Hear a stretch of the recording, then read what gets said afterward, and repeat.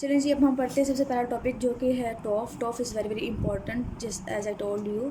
सो टॉफ में mainly problem क्या होती है? ये एक प्रॉब्लम है, सियानोटिक हार्ट डिजीज़ है। ठीक है, मैं पहले बता चुकी हूँ कि सियानोटिक हार्ट डिजीज़ है। सियानोटिक हार्ट डिजीज़ में मेनली प्रॉब्लम क्या आती है कि जो पेशेंट होता है, जो बच्चा होता है, उसमें मेनली क्या होता है, उसमें सियानोसिस होती है।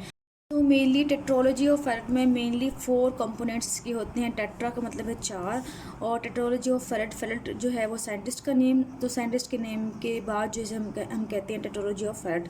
इसमें कंपोनेंट्स कौन कौन से होते हैं? मेनली कंपोनेंट्स इसमें आते हैं जो कि ज़्यादा इंपॉर्टेंट है इसके अंदर, वो है पल्मोनी स्टेनोसिस। पल्मोनी स्टेनोसिस जो है उसमें क्या होती है कि पल्मोनी कंपोनेंट जो है जिसके अंदर ब्लड जा रहा होता है, सपोज करेंगे ये जो है वो हार्ट है, ठीक है, और यहाँ पे जो है हमने बना लिए वेंट्रिकल्स और एटीएम बना लिए। सो पल्मोनी जो है वो कहाँ से राइज करती है? हमें पता है कि जो वेंट्रिकल है, राइट का वेंट्रिकल है, वो इजेक्ट करता है ब्लड कहाँ पे? पल्मोनी वेसल्स के अंदर। पल्मोनी वेसल्स के बाद पल्मोनी जो है आर्टरीज के बाद कहाँ ब्लड जाएगा? मेनली जाता होता है लंग्स में जाएगा ये ब्लड, ठीक है। सो अगर यहाँ पे कोई प्रॉब्लम आ जाए, पल्मोनी स्टीनोस्ट हो जाए, जो ये वॉल है, ये वाली जो वेसल्स है, ये बिल्कुल स्टीनोस्ट हो जाए, जब जो राइट वेंट्रिकल है, राइट वेंट्रिकल जब पंप करेगा, आगे स्टीनोस्ट पार्ट मिलेगा तो उसे बहुत फोर्सफुली जो है वो पंप करने पड़ेगा। बहुत फोर्सफुली पंप करने पड़ेगा। इस वजह से जो हमारा राइट वेंट्रिकल है उसकी हाइपरट्रॉफी होना स्टार्ट हो जाती है। सबसे पहले प्रॉब्लम ये है कि पल्मोनी स्टीनोसिस होती है इसके अंदर। स्टीनोस पार्ट होगा तो उसके बाद जो है वो राइट वेंट्रिकल का हाइपरट्रॉफी हो जाएगी। सेकंड जो बहुत इंपॉर्टेंट कंपोनेंट है इसके अंदर वो है VSD, हम कहते हैं वेंट्रिकुलर सेप्टल डिफेक्ट। ये जो वेंट्रिकल है, इन वेंट्रिकल के दरमियान जो सेप्टा है उसका डिफेक्ट रह जाता है। वैसे नॉर्मली क्या होता है कि ये डिफेक्ट नहीं होना चाहिए, लेकिन अगर ये डिफेक्ट रह जाए उसे हम कहते हैं कि VSD हो गया, वेंट्रिकुलर सेप्टल डिफेक्ट हो गया, ये बर्थ के बाद परसिस्ट कर दे। एक तो हो गया पल्मोनी स्टेनोसिस, सेकंड जो है वो है वेंट्रिकुलर सेप्टल डिफेक्ट।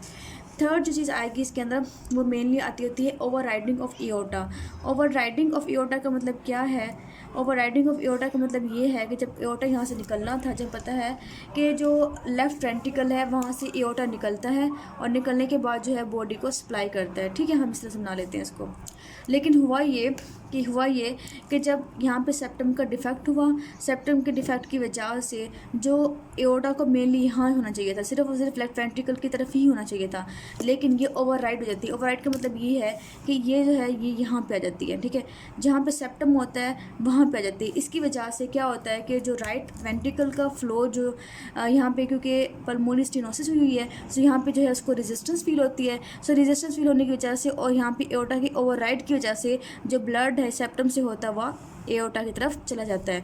यहाँ पे ब्लड कौन सा होता है? यहाँ पे ब्लड वो होता है जो कि डीऑक्सीजनेटेड होता है, जो कि बॉडी से वापस आ रहा होता है। डीऑक्सीजनेटेड ब्लड जो है वो एओर्टा में जाने की वजह से जो पेशेंट है उसको क्या होती है? सियानोसिस होती है। क्यों? क्योंकि डीऑक्सीजनेटेड ब्लड जो है वो बॉडी में जा रहा है, वो ऑक्सीजनेट हो ही नहीं रहा। इसलिए जो बच्चे को है वो मेनली सियानोसिस होती है। एक तो हमारा प्रॉब्लम हो गया क्या? ओवरराइडिंग ऑफ द एओर्टा, जिसकी वजह से जो एओर्टा है वो ओवरराइड कर जाती है राइट लेफ्ट वेंट्रिकल से होते हुए। लेफ्ट वेंट्रिकल में भी होता है पार्ट इसका, साथ साथ जो है वो राइट वेंट्रिकल में भी इसका जो पार्ट है वो रूट जो है वहाँ पर भी आ जाती है। उसके बाद जो फोर्थ पॉइंट है इसके अंदर वो है आपका राइट वेंट्रिकुलर हाइपरट्रॉफी। मैंने आपको बताया कि जब क्या होता है कि अगर पल्मोनी स्टेनोसिस हो जाए, ठीक है, पल्मोनी स्टेनोसिस हो जाए तो ब्लड जो है वो पंप करना ज़रा मुश्किल हो जाता है। इसको जो है वेंट्रिकल को, राइट वेंट्रिकल को बहुत ज़्यादा फोर्स लगाना पड़ता है। बहुत ज़्यादा फोर्स लगाने की वजह से इसकी जो है वो हाइपरट्रॉफी होना स्टार्ट हो जाती है। हाइपरट्रॉफी हो जाएगी तो इसका ये कंपोनेंट फोर्थ बन जाएगा। और साथ में आपके बुक में फिफ्थ भी लिखा हुआ है कि ASD भी हो सकता है, इनको एट्रियल जो है सेप्टल डिफेक्ट भी हो सकता है, लेकिन वो मेनली किस में आता होता है? मेनली हम सेप्टल डिफेक्ट के अंदर ही वो काउंट करते हैं कि VSD भी हो सकता है, साथ ASD भी हो सकता है, लेकिन वो मेन कंपोनेंट नहीं है। वो मेनली जो है वो 15% लोगों में पाया जाता है। और इसके अलावा एओर्टिक आर्च भी हो सकती है जो 25% लोगों में पाई जाती है, लेकिन मेन जो कंपोनेंट है वो हमारे 4 हैं। अगर वो आपसे पूछ लें कि मेन कंपोनेंट फिर भी इसमें कौन सा, तो आपने याद करना है कि पल्मोनी स्टेनोसिस जो है इसका मेन कंपोनेंट है और VSD। नेक्स्ट हम बात करते हैं कि उन्होंने थोड़ी सी पैथोफिजियोलॉजी दी हुई है जो कि आपने मेनली नहीं करनी होती, लेकिन अगर मैं थोड़ी सी बात करूँ पैथोफिजियोलॉजी की तो वो कहते हैं, सपोज करेंगे हमारा जो है टेट्रोलॉजी ऑफ फेरेट का जो एक हार्ट है, ठीक है, ये हमने बना लिया। वो कहते हैं कि अगर यहाँ पे ये है हमारा पल्मोनी ट्रंक है। सो पल्मोनी ट्रंक के अंदर जितनी स्टेनोसिस होगी, ठीक है, और यहाँ पे डिफेक्ट है, डिफेक्ट तो सबके अंदर होगा, लेकिन वो कहते हैं कि अगर यहाँ पे स्टेनोसिस जितनी ज़्यादा होगी वो डिटरमिन करेगी कि राइट टू लेफ़्ट कितना शंट हो रहा है। अगर यहाँ पे स्टेनोसिस बहुत ज़्यादा होगी, बहुत ज़्यादा स्टेनोसिस होगी, तो हमारा जो शंटिंग है राइट टू लेफ़्ट वो भी ज़्यादा होगा। So here is the diagram. इस डायग्राम में देखें कि ये जो है हमारा राइट वेंट्रिकल था। राइट वेंट्रिकल ने पंप करना था पल्मोनी ट्रंक के अंदर, लेकिन पल्मोनी क्योंकि स्टीनोस्ड हुआ है, स्टीनोस्ड होने की वजह से जब ब्लड यहाँ पे आने के बाद ये सेप्टम का डिफेक्ट है, सेप्टम डिफेक्ट के बाद यहाँ से मूव किया और यहाँ से जाने के बाद यहाँ पे क्योंकि एओर्टा है, तो यहाँ से जाने के बाद फ़ौरन से जो है वो एओर्टा में पंप हो गया है ब्लड, और एओर्टा जो है हम देख रहे हैं पूरा का पूरा एओर्टा जो बिल्कुल यहाँ तक पहुँचा है, जबकि इसको बिल्कुल यहाँ पर होना चाहिए था। सो इसकी ओवर राइडिंग हुई है और यहाँ पे जो वेल्व्स हैं वो भी काफ़ी दूर हैं। सो हमारा जो है इसकी वजह से क्या हुआ कि जो राइट टू लेफ़्ट जो है शंटिंग हो गई है, और बॉडी के अंदर कौन सा ब्लड जा रहा है, डीऑक्सीनेटेड ब्लड जा रहा है इसके अंदर, साथ साथ यहाँ पे राइट वेंट्रिकल की हाइपरट्रोफी भी हो गई है। जी नेक्स्ट हम देखते हैं क्लिनिकल फाइंडिंग्स क्या क्या हैं। क्लिनिकल फाइंडिंग्स हम वही देखेंगे जो कि प्रूफ के लिए इंपॉर्टेंट है, जो कि हमारे सिनेरियोज़ में मेनली आते होते हैं या पेशेंट जो है जिसे प्रेजेंट करता है। सबसे पहली बात ये कि पेशेंट प्रेजेंट करता है डिस्निया के साथ, ठीक है। जिसमें क्या होता है कि इसमें डिफ़िकल्टी ऑफ ब्रीदिंग होती है पेशेंट को, और इसमें क्या होता है कि जो रिस्पायरेटरी रेट होता है वो बहुत ज़्यादा इंक्रीज़ कर जाता है, मेनली 60, 50, 70 तक इंक्रीज़ कर सकता है। तो पेशेंट प्रेजेंट करता है डिस्निया के साथ। सेकंड जो बहुत इंपॉर्टेंट चीज़ है वो है सियानोसिस। वो कहेंगे कि जो छोटा बच्चा है, मेनली पेशेंट जो प्रेजेंट करता है, मैं बताती हूँ एज इसकी, वो 1 ईयर में आ सकता है, 2 ईयर्स में आ सकता है, 4 ईयर्स में आ सकता है, 5 ईयर्स में आ सकता है, 10 ईयर्स में आ सकता है। जिसकी रेंज डिफरेंट है, मतलब मंथ्स टू ईयर्स में जो है वो आ सकता है। ये डिपेंड करता है कि कितनी ज़्यादा पल्मोनरी स्टेनोस्ट है और कितना ज़्यादा वीएसटी, कितना ज़्यादा डिफेक्ट है। अगर डिफेक्ट कम होगा, सपोज करें कि वीएसटी जो है वो छोटा सा है, ठीक है, अगर वीएसटी यहाँ पे जो है वो कम है, अगर थोड़ा सा है और यहाँ पल्मोनरी स्टेनोसिस भी थोड़ी हल्की सी है, तो वो पेशेंट जो है वो 10 ईयर्स में या फिर 12 ईयर्स में प्रेजेंट कर सकता है। लेकिन अगर स्टेनोसिस ज़्यादा होगी, इतनी ज़्यादा होगी, उतना ज़्यादा पेशेंट जो है वो अर्ली प्रेजेंटेशन उसकी होगी।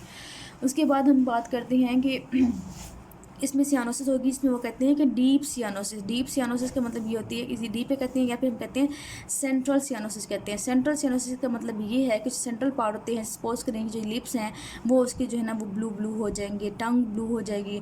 उसके अलावा थर्ड बात वो करते हैं कि जो पेरीफ्री हैं उनमें मेनली क्या होगी, पेरीफ्री में क्लबिंग होगी। सो इन पेशेंट में क्लबिंग जो है बहुत इंपॉर्टेंट। ये सारे आपके वही हैं जो कि मेनली डायग्नोस्टिक पॉइंट्स हैं।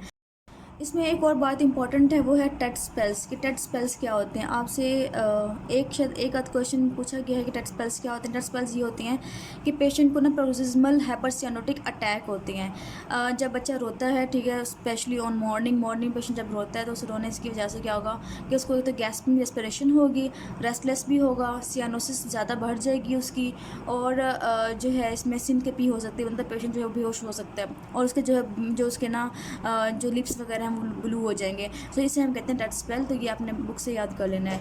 उसके बाद हम बात करते हैं कि नेक्स्ट हमारी कौन सी इंपॉर्टेंट चीज़ है। तो ये है कि इसमें पेशेंट जो है वो बीपी, अगर हम बात करें तो बीपी जो है इसका लो हो सकता है, और अगर हम हार्ट रेट की बात करें तो वो ज़्यादा हो सकता है पेशेंट के अंदर। ये तो एक साइड की बात होगी। अब जो मेन चीज़ आ रही है जो कि बहुत इंपॉर्टेंट है आपके डायग्नोस्टिक पॉइंट ऑफ लिहाज से, वो ये है कि जब मैंने कहा कि यहाँ पे पल्मोनरी स्टेनोसिस हो रही है, तो अगर पल्मोनरी सपोज करें स्टेनोसिस हो रही है यहाँ पे, इसके फ़ीचर्स हैं कुछ। पल्मोनरी स्टेनोसिस के कुछ फ़ीचर्स हैं जो कि हमें मिलते हैं। इसमें मेनली हमें मिलता होता है सिस्टोलिक मरमर।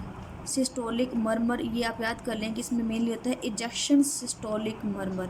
इजेक्शन सिस्टोलिक मरमर जो मेनली पल्मोनरी स्टेनोसिस में भी हो सकता है और एओर्टिक स्टेनोसिस में भी हो सकता है। दोनों की मरमर जो है वो सेम ही है। सो इसमें आपके हर जो है ना आपके हर क्वेश्चन के अंदर इजेक्शन सिस्टोलिक मरमर लास्ट में दिया होगा। एक दिया होगा कि पेशेंट आया है जिसको क्या है कि उसको सियानोसिस है, एक ये बात कहेंगे, एक कहेंगे डिस्निया है, फिर वो कह देंगे कि इजेक्शन सिस्टोलिक मरमर है। सो ये आपके जो मोस्ट इंपॉर्टेंट डायग्नोस्टिक पॉइंट हैं वो आपके यही हैं। हमें मेनली जो मरमर मिलता होता है ऑस्कल्टेशन पे, सो ये आपने याद कर लेना इसके अंदर। और इसके साथ साथ वो कहते हैं कि जो है ना लेफ़्ट पेरिस्टर्नल हीव भी मिल सकती है, क्योंकि पता है अगर आपने याद किया हुआ है तो पता है कि ये अगर सपोज स्टर्नम है, ठीक है, और ये सेकेंड इंटरकोस्टल स्पेस है नीचे, तो हमें पता है कि यहाँ पे जो है वो एओर्टिक एरिया होता है, यहाँ पे पल्मोनरी एरिया होता है। सबसे पल्मोनरी एरिया होता है वो second intercostal space left side पे होता है स्टर्नम के। तो जब पल्मोनरी एरिया यहाँ पे होता है तो यहीं पे हमें मरमर मिलेगा और यहीं पे हमें हीव वगैरह मिल सकती है। हीव क्या होती है, अगर मरमर बहुत ज़्यादा स्ट्रॉन्ग हो तो हमें जो है ना वो हीव सुनाई दे सकती है। इसके अलावा सेकंड जो चीज़ आपने याद रखनी है वो क्या होती है कि सॉफ्ट S2 साउंड, ठीक है, सॉफ्ट S2 साउंड होती है, या वो कहते हैं कि सिंगल S2 साउंड कहते हैं। ये क्या होती है कि मेनली अब प्रॉब्लम ये है कि पल्मोनरी स्टेनोसिस हो गया, पल्मोनरी स्टेनोसिस हो गया है, सो वहाँ पे जो ब्लड है वो ज़्यादा नहीं जा रहा, क्योंकि वो स्टेनोस्ड है, सो उसकी साउंड भी हमें कम आएगी, इसलिए हम कहते हैं कि सॉफ्ट S2 साउंड इसके अंदर आती होती है। सो ये इसके अंदर जो है वो बहुत ज़्यादा इंपॉर्टेंट है। आपके डायग्नोस्टिक पॉइंट कौन कौन से बने, पेशेंट कैसे प्रेजेंट करेगा? सबसे पहले डिस्निया के साथ रेस्पिरेटरी रेट इंक्रीज हो सकता है, डीप सियानोसिस होगी, क्लबिंग होगी, और उसके बाद जो इजेशन सिस्टोलिक मरमर मिलेगा हमें, और सॉफ्ट S2 या सिंगल S2 जो है साउंड मिलेगी, और साथ बीपी कम हो सकता है, हार्ट रेट जो है वो ज़्यादा हो सकता है। ये है मेनली प्रेजेंटेशन। अगर ये प्रेजेंटेशन इस तरह आती है तो आपने लिखना है डायरेक्ट टॉफ। लेकिन अगर आपके 2-3 सिनेरियो ऐसे भी हैं जिसमें वो कॉम्प्लिकेशन की तरफ चले गए हैं, तो हम कॉम्प्लिकेशन पहले पढ़ते हैं, कौन सी कॉम्प्लिकेशन होती हैं और पेशेंट और किस तरह प्रेजेंट कर सकता है अगर कॉम्प्लिकेशन डेवलप कर गई हैं। सो जो है हमारा टॉफ का कौन कौन सी कॉम्प्लिकेशंस हो सकती हैं बच्चों में, और ये कितनी सीवियर हो सकती हैं। अब बच्चों मेनली जो प्रॉब्लम आ सकती है वो ये होता है कि इसमें CVA हो सकता है। CVA का मतलब ये है सेरिब्रोवास्कुलर एक्सीडेंट।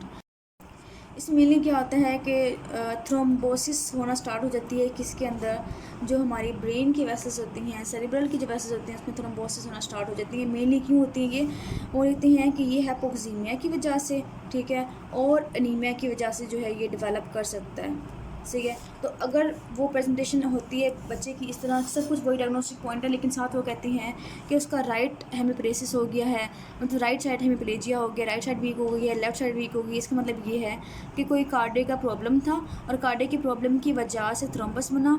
सो अगर जो है वो कंजेंटल प्रॉब्लम हो एक बच्चे में और वो लीड कर जाए स्ट्रोक की तरफ, ठीक है, हेमिप्लेजिया की तरफ, तो इसे हम कहते हैं कि टॉफ लीड्स टू, आपने डायग्नोसिस बताना है टॉफ लीड्स टू CVA, ठीक है, या लीड्स टू स्ट्रोक। सो ये आपको जो है ना वो कॉम्प्लिकेशन इंपॉर्टेंट भी है और साथ आपकी जो है वो सिनेरियोस में आती भी होती है। सेकंड जो इंपॉर्टेंट है इसके अंदर कॉम्प्लिकेशन जो है आपकी ब्रेन एब्सिस। ब्रेन एब्सिस जो है मेनली क्यों होता है, जब राइट टू लेफ़्ट शंटिंग होती है, डायरेक्टली शंटिंग हो रही होती है, सो एब्सिस होने के चांसेस ज़्यादा होते हैं, क्योंकि डायरेक्टली जो है वही ब्लड जो है ब्रेन में जा रहा होता है। इसके बाद जो है थर्ड कॉम्प्लिकेशन क्या कर सकते हैं इसके अंदर, ये होती है पॉलीसाइथीमिया हो सकता है इसके अंदर। पॉलीसाइथीमिया क्यों होगा, क्योंकि बार बार जो है हाइपोक्सिया हो रहा है, हाइपोक्सिया की वजह से RBCs जो है वो ज़्यादा होना स्टार्ट हो जाएंगे। उसके बाद है रिलेटिवली जो है इसमें एनीमिया भी हो सकता है। एनीमिया जो है ना वो क्यों होता है, एनीमिया मेनली होती है कि इसमें इनटेक कम हो जाती है, न्यूट्रिशन की डिक्रीज़ इनटेक की वजह से आयरन डिफिशिएंसी की वजह से जो है इनको एनीमिया डेवलप कर सकता है। उसके बाद जो है मेनली इनमें फेलियर टू थ्राइव हो सकता है, मतलब इनकी ग्रोथ जो है वो रिस्ट्रिक्टेड हो जाती है। उसकी मेनली कॉज यही है कि ऑक्सीजन कंजप्शन ज़्यादा होती है और न्यूट्रिशन इनटेक कम हो जाती है, तो प्रॉब्लम जो है ना वो फेलियर टू थ्राइव भी हो सकता है। पेशेंट जो है वो सही से ग्रो नहीं करेगा। और इसके अलावा जो है वो साइकोलॉजिकल प्रॉब्लम इसमें डेवलप कर सकते हैं बच्चों के अंदर। नेक्स्ट है हमने किस तरह डायग्नोस करना है। जैसे पेशेंट आते हैं आपके पास, आपने क्या क्या टेस्ट करवाने हैं। सबसे पहले हम करवा लेंगे ब्लड CBC करवा लेंगे, ठीक है। CBC के अंदर हम देख लेंगे हीमोग्लोबिन कितना है, हेमोटोक्रेट लेवल कितना है, RBCs काउंट कितनी है, ठीक है, ये सब हम देख लेते होते हैं। और ये डिपेंड करता है कि जो ब्लड की है वो ऑक्सीजन सिचुएशन हो रही है या नहीं हो रही। उसके बाद नेक्स्ट हम करवा लेंगे चेस्ट एक्सरे। चेस्ट एक्सरे बहुत इंपॉर्टेंट है। चेस्ट एक्सरे पे जो है हमें बहुत चीज़ें मिल सकती हैं। एक तो इसमें हमें ये मिलेगा कि जो कार्डियक का है वो साइज़ कितना है, इसके अलावा जो एपिक्स है वो लिफ्टेड है या नहीं, और कनकेविटी तो नहीं है। और इसके अलावा हम देख लेंगे कि इसमें जो है वो पल्मोनरी वेसल्स हैं, उनकी जो फील्ड है वो डिमिनिश है या कम है या ज़्यादा है, ये क्या चीज़ होती है। अब यहाँ पे सपोज करें तो ये कार्डियक था, ठीक है। सो यहाँ पे पल्मोनरी स्टेनोसिस हुआ तो ब्लड कम जा रहा है, ब्लड कम जा रहा है, इसका मतलब ये है कि लंग्स में ब्लड कम जा रहा है। सो लंग्स में ब्लड कम जाने की वजह से उनकी जो फील्ड्स होती हैं जो कि मार्किंग नॉर्मली मिल रही होती हैं, मेनली जो है नॉर्मली एक्सरे में जो है वो हमें मार्किंग्स मिल रही होती हैं कि जो है वेसल्स हैं इनमें जो है वो हल्की हल्की जो है शेडो नज़र आ रहा होता है। लेकिन क्या होता है कि ब्लड कम जा रहा है, ब्लड कम जाने की वजह से वहाँ पे वेस्कुलर जो मार्किंग्स होती हैं वो डिमिनिश हो जाती हैं। इसे जिसे हम कहते हैं ओलिगेमिक फील्ड्स, ठीक है। ये ओलिगेमिक फील्ड्स जो हमें इसके अंदर मिलते होते हैं जब पल्मोनरी स्टेनोस होगा, जब ब्लड जो है वो पंप नहीं होगा। एक तो ये प्रॉब्लम होगी। सेकंड जो हमने बात करनी है वो ये, क्योंकि इसमें जो है ना वो एपिक्स लिफ्टेड होती है, क्योंकि एओर्टा में जो है वो डायरेक्टली ब्लड जा रहा है और ज़्यादा जा रहा होता है, ओवर राइडिंग ऑफ एओर्टा भी हुई होती है। इस वजह से जो एपिक्स है वो लिफ्टेड सी होती है और कनकेविटी सी होती है। इस वजह से इसमें जो शेप ऑफ हार्ट होता है वो बहुत इंपॉर्टेंट है। एक्सरे में हमें मिलता होता है बूट शेप, जिस तरह ये इस तरह अगर हम एक्सरे देखें इसका तो हमें इस तरह जो ना उसकी मिल रही होती है, ठीक है। इसकी जो ऊपर वाली कनकेविटी है वो बढ़ जाती है और यहाँ पे जो बिल्कुल इस तरह से हार्ट जैसे हम कहते हैं बूट शेप्ड हार्ट इसके अंदर हो जाता है। एक्सरे में हमें ये मिलता होता है। तो अगर इसको आप गौर से देखें इस एक्सरे को, सो इसमें ना आपकी जो शेडोइंग है, ये वाली शेडोइंग है सारी की सारी। सो अगर मैं इसको मार्क करूँ तो ये इस तरह से जिस तरह बूट होता है उस तरह जो है इसकी शेप बन जाती होती है। अब जो नेक्स्ट है हमारा वो कौन सा है, मेनली ईसीजी है। ईसीजी हमने करवाना होता है। इसमें हमें मेनली राइट एक्सिस डेविएशन जो है वो थोड़ी सी मिल सकती है और जो राइट वेंट्रिकल का हाइपरट्रोफी है वो भी हमें मिल जाएगी, ये इसके अंदर है। उसके बाद मेन जो है हमारी इको है। इको पे आपको हर चीज़ मिल जाएगी कि राइट वेंट्रिकल हाइपरट्रोफी भी होगी, पल्मोनरी स्टेनोस होगा, वीएसडी होगा, एएसडी होगा, ओवर राइडिंग ऑफ एओर्टा होगा, हर चीज़ जो है वो इसके अंदर मिल जाएगी। अगर फिर भी हमें जो प्रॉपर तरीके से अगर नहीं हमें डायग्नोस हो रहा तो आपने कार्डिक कैथेटराइजेशन करवाना होता है। कैथेटर को ले जाना होता है कार्डिक के अंदर, ठीक है, राइट एट्रियम की तरफ, और वहाँ जाके आप देखते हैं तो वहाँ पे बड़े आराम से पल्मोनरी आर्टरी अगर स्टेनोस है तो वो मिल जाएगी। और इसके अलावा कोई और प्रॉब्लम है, मतलब कोई थ्रोम्बस वगैरह बना हुआ है, वो भी हमें मिल जाएगा। उसको हमने जो है कार्डिक कैथेटराइजेशन करवा लेना होता है। ओके जी, मैनेजमेंट इसकी ये है कि पेशेंट अगर प्रेजेंट किया है, एक्यूट प्रेजेंटेशन है उसकी और फ्रंट से हमने उसको ठीक करना है, या स्पेल के साथ आया है, बच्चा ब्लू है, तो आपने एमरजेंसी मैनेजमेंट करनी होती है। तो इसकी एमरजेंसी मैनेजमेंट हमने क्या क्या करनी है। सो हमने इमरजेंसी मैनेजमेंट में मेनली क्या करना होता है, सबसे पहले अगर क्योंकि पेशेंट को जो है वो ब्लू है, ऑक्सीजन कम हुआ हुआ है बॉडी के अंदर, तो हम फ़ौरन से उसको ऑक्सीजन लगा देंगे, ठीक है, ऑक्सीजन इनहेलेशन करवा देंगे। और इसके अलावा नी चेस्ट पोजीशन पे ले आएंगे। नी चेस्ट पोजीशन क्यों हम लाते हैं पेशेंट को इस पोजीशन में, क्योंकि अगर नी चेस्ट पोजीशन करते हैं तो सिस्टेमिक वेस्कुलर जो रेजिस्टेंस है वो बढ़ जाएगी, ठीक है। वेसल्स हैं, इनकी रेजिस्टेंस जो है वो बढ़ जाएगी। रेजिस्टेंस बढ़ने की वजह से ब्लड जो है वो कम जाएगा। ब्लड कम जाएगा, कौन सा ब्लड कम जाएगा, डीऑक्सीजनेटेड ब्लड जो है वो कम जाएगा, तो बॉडी में जो सियानोसिस है, ब्लूनेस है, वो कम होगी। सो वेसल्स की जो है वो सिस्टमिक वेसल्स की जो है वो रेजिस्टेंस बढ़ने की वजह से राइट और लेफ्ट शंटिंग जो होती है वो कम हो जाती है। उसके बाद हम बात करते हैं थर्ड, तो उसमें हम मॉर्फिन सल्फेट देंगे ताकि पेशेंट जो एंजाइटी है वो हम कंट्रोल कर सकें। मॉर्फिन सल्फेट दे दी फटाफट से। उसके बाद हम नेक्स्ट चलते हैं तो सोडियम बाइकार्बोनेट आप दे सकते हैं। सोडियम बाइकार्बोनेट कब देंगे, जब पेशेंट में एसिडोसिस होगी, के लिए दे भी सकते हैं, नहीं भी दे सकते। उसके बाद जो है हमने क्या करते हैं, बीटा ब्लॉकर देने होते हैं। बीटा ब्लॉकर कौन सा है, मेनली प्रोप्रेनोलोल। प्रोप्रेनोलोल को हम एज अ प्रोफाइलैक्सिस तौर पे यूज़ कर सकते हैं। सपोज करें कि एक पेशेंट जो है, बच्चा जो है अब वो रोने लगा है, आप फटाफट से उसको प्रोप्रेनोलोल दे दें 1 मिलीग्राम, ठीक है, तो ये जो है वो ठीक हो जाएगा। तो ये हमारे जो 5 पॉइंट्स हैं ये हमारे एक्यूट मैनेजमेंट के हैं। हम फर्दर देखते हैं कि हमने इसमें लॉन्ग टर्म मैनेजमेंट क्या करनी है और इसके अलावा इसकी सर्जिकल मैनेजमेंट क्या है। जी नेक्स्ट है आपकी long term management. Long term management में आपने मेनली क्या क्या जो है पेशेंट को बताना होता है और किस तरह आपने ट्रीट करना होता है। सबसे पहले तो हम इसे कहते हैं कि आप हाइड्रेशन को जो है वो प्रॉपर रखें, ठीक है। एडुकेट जो है आपने हाइड्रेशन को रखनी है ताकि हीमो कंसनट्रेशन ना हो, ताकि जो है थ्रोम्बोटिक एपिसोड ना हो। थ्रोम्बोसिस मेनली क्यों होती है, क्योंकि पॉलीसाइथेमिया हो जाता है। पॉलीसाइथेमिया में क्या होता है कि आरबीसी ज़्यादा हो जाते हैं, ज़्यादा होने की वजह से ब्लड थिक हो जाएगा, थ्रोम्बोसिस के चांसेस ज़्यादा हो जाते हैं और सीवियर होने के चांसेस ज़्यादा होते हैं। एक और बात भी आपने याद रखनी है यहाँ पे कॉम्प्लिकेशन के अंदर ही याद रखनी है कि इसमें मेनली जब राइट टू लेफ्ट शंटिंग होती है तो ब्रेन एब्सेस बन सकता है, लेकिन इसके अलावा इन्फेक्टिव एंडोकार्डाइटिस भी इन पेशेंट में होने के चांसेस काफ़ी ज़्यादा होते हैं। सो भी आपने इसमें याद रखना है। एक तो हमने कह दिया कि आपने हाइड्रेशन को अच्छे से मेंटेन करना है। सेकंड ये है कि टेम्परेचर जो है ना वो मेंटेन रखना है। टेम्परेचर मेंटेन इसलिए रखना है कि अगर सपोज करें फीवर हो गया है, सपोज करें, या उसका हैवी वर्क कोई वर्क करने की वजह से टेम्परेचर इंक्रीज़ कर गया तो ऑक्सीजन की कंजप्शन बढ़ जाएगी, क्योंकि बॉडी के अंदर ऑक्सीजन वैसे ही कम आ रहा है, वो ब्लड जो है ऑक्सीजनेटेड ब्लड वैसे ही कम आ रहा है। सो हम कोशिश करें कि हमसे कम जो है वो यूज़ करें। उसके बाद हमने अगर ब्लड ग्लूकोज लेवल जो है उसे हमने मेनली जो है उसको मॉनिटर करना होता है, ब्लड ग्लूकोज को अपना नॉर्मल लेवल पर रखना होता है, ठीक है। तो ब्लड ग्लूकोज जो है उसके लेवल को आपने मेंटेन करना होता है ताकि हाइपोग्लाइसीमिया ना हो पेशेंट को। उसके अलावा अगर हम बात करें तो आपने जो हीमोग्लोबिन का लेवल है, जो हेमाटोक्रिट का लेवल है, जो हीमोग्लोबिन का लेवल है, वो आपने जो है एचबी जो है वो अपने नॉर्मल रेंज में ही रखना है ताकि ज़्यादा जो है वो आरबीसीज ना हो और पॉलीसाइथेमिया ना हो। सो हम इसे मॉनिटर करते रहेंगे और उसको हमने मेंटेन रखना है इसको नॉर्मल रेंज में। फिर इसके अलावा हमने आयरन की टैबलेट्स देनी है क्योंकि हमें पता है कि न्यूट्रिशन इंटेक कम हो गई है, कम होने की वजह से बाज़ औक़ात ये होता है कि एनीमिया डेवलप कर सकता है। सो हम उसे आयरन देंगे ताकि उसकी जो है ना एक्सरसाइज टॉलरेंस भी जो है ना वो इंक्रीज़ करे और न्यूट्रिशन जो है वो डेफिशिएंसी की वजह से एनीमिया भी डेवलप ना करे। उसके बाद हमने इनको जो है ओरली जो है ना उनका हाइजीन मेंटेन करना होता है ताकि जो ओरल हाइजीन अगर मेंटेन नहीं रखेंगे तो इन्फेक्ट मायोकार्डिटिस होने के चांसेस बहुत ज़्यादा होते हैं।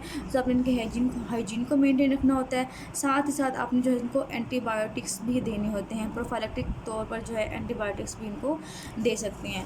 उसके बाद हम बात करते हैं अगर सपोज़ करें कि एक बच्चे को हमने मेंटेन किया कि हमारा जो है ना उसका हेमाटोक्राइट लेवल हम देखते रहे, हीमोग्लोबिन लेवल देखते रहे, लेकिन फिर भी क्या हुआ कि उसमें पॉलीसाइथेमिया डेवलप कर गया।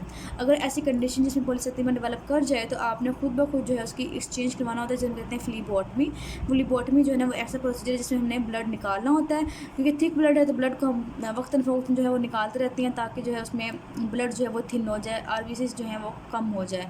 उसके बाद अगर पेशेंट को ब्रेन एब्सेस डेवलप कर गया तो उसको आप ट्रीट करेंगे, साथ उसको अपने जो है उसको ड्रेनेज भी करना है और उसको आपने एंटीबायोटिक भी देने हैं। अगर वो डेवलप कर गया ऐसे ही तो आपने यहाँ पे एंटीबायोटिक दिए और साथ साथ आपने ड्रेनेज भी की। ये आपने की है ब्रेन एब्सेस के लिए।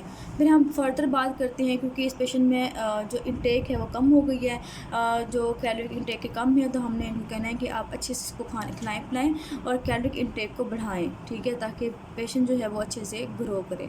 उसके बाद सबसे इम्पॉर्टेंट बात जो कि है वो ये है कि हमने पेशेंट के जो पेरेंट्स हैं उनकी हमने काउंसलिंग करनी है, समझाना है, साइकोलॉजिकल सपोर्ट देनी है कि अपने बच्चे को किस तरह जो है वो लेके चलना है। नेक्स्ट है आपके सर्जिकल ट्रीटमेंट। सर्जिकल ट्रीटमेंट में जो है वो दो तरह की हैं। एक तो होती है आपकी पैलिएटिव ट्रीटमेंट, ठीक है, हम उसको जो है पैलिएटिवली जो है ना वो मतलब सिम्प्टोमेटिक ट्रीटमेंट कर दें, थोड़ा बहुत उसको सही कर दें।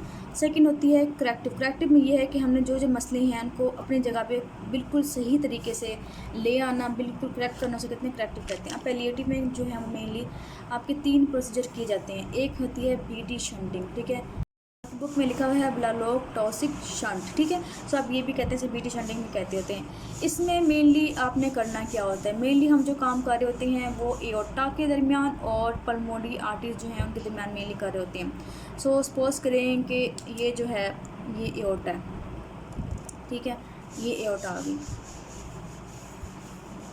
और हम बनाते हैं पल्मोनरी ट्रंक। सो पल्मोनरी ट्रंक हमने बना, सपोज़ करें कि यहाँ पल्मोनरी ट्रंक बनाते हैं, ठीक है, और ये इसकी जो है पल्मोनरी आर्टरीज जा रही हैं, ये राइट जा रही है और यहाँ पे लेफ़्ट जा रही है। सो हमने करना क्या होता है, हमने इन दोनों के दरमियान शंटिंग प्रोड्यूस करनी होती है ताकि जो ब्लड हो रहा है डिओक्सीनेट ब्लड जो हमारा डायरेक्ट जा रहा था उसको हम कम से कम कर सकें।